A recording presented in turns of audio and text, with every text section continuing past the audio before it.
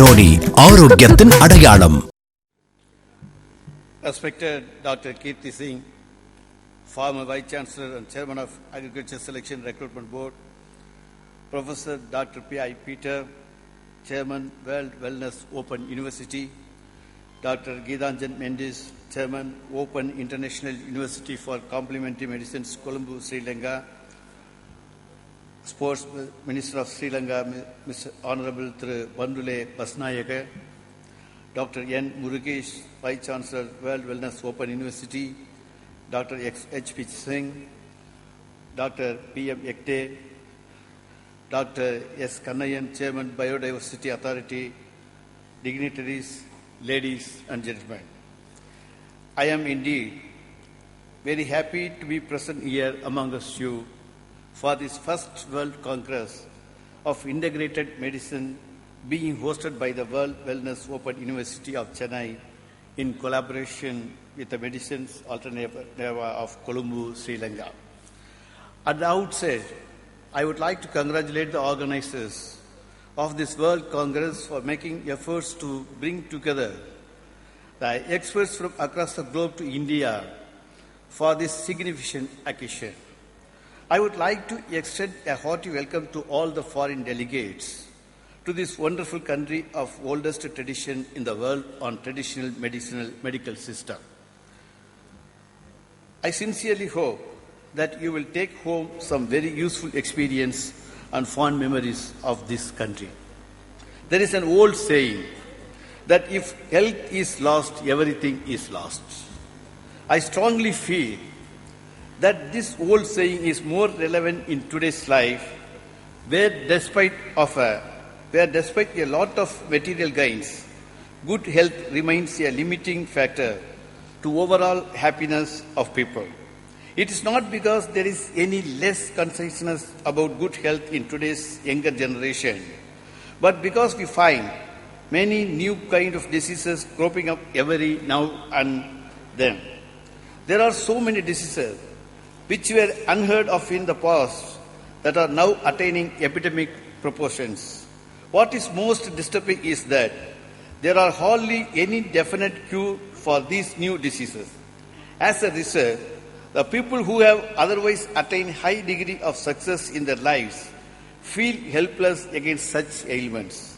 Surprisingly, the only possible cures against these diseases lie in some of the traditional medical systems which were not considered very dependable till the other day. India had a very rich tradition of traditional medical system. Some of the oldest texts of Indian culture, like Vedas, have detailed descriptions of traditional medical systems that are today known as naturopathy, Ayurveda, homeopathy, Unani system of medicine, and yogas. All these systems, through different approaches aimed at good and disease-free health, with least possible medication. All these systems of traditional medicines have been found to be based on sound scientific principles of human physiology. I have no hesitation in saying that in the present day, despite the fact that a lot of progress has been made in modern medicine, people world over are turning to a traditional medical systems for long-term well-being and good health. In this context, I feel that this conference has a lot to discuss and recommend for the people aspiring wellness. Another important aspect I wish to address is the fact that the most of the traditional systems of medicines heavily dependent upon the natural products from the plants and animals.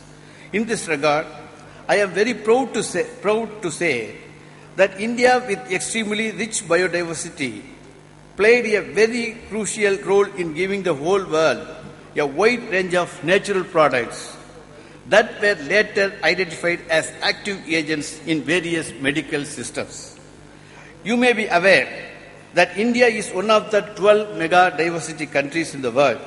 India has about 47,000 species of plants representing 12% of the world record of flora. It has 90,000 animal species. A very large number of plant and animal species are endemic to India.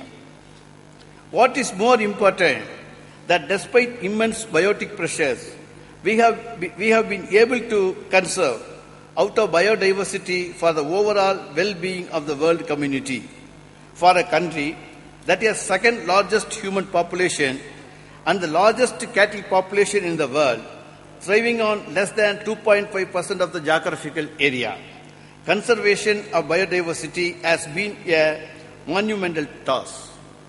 Our forests are rich repositories of nature's wealth, available to the whole world for its scientific study and utilization for its medicinal and other useful properties.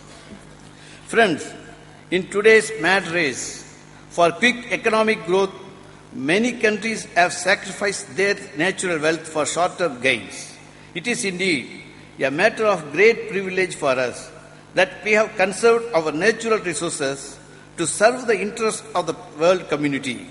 It is an accepted fact that even today there are hundreds and thousands of species of plants, animals, and microorganisms that have yet not been discovered and identified. There may be many useful roles that these species may play for well-being of humankind. It is not important which system of medicine we follow for a good health. What is important is that we must have choices and at the same time wisdom to make a right choice. With this view, I feel that this conference will play a very important role in recognizing and highlighting the significance of each medical system for overall well-being of human beings. For this first Congress, I feel there could not have been a better place than India, and particularly this university which is dedicated to very cause. I urge upon you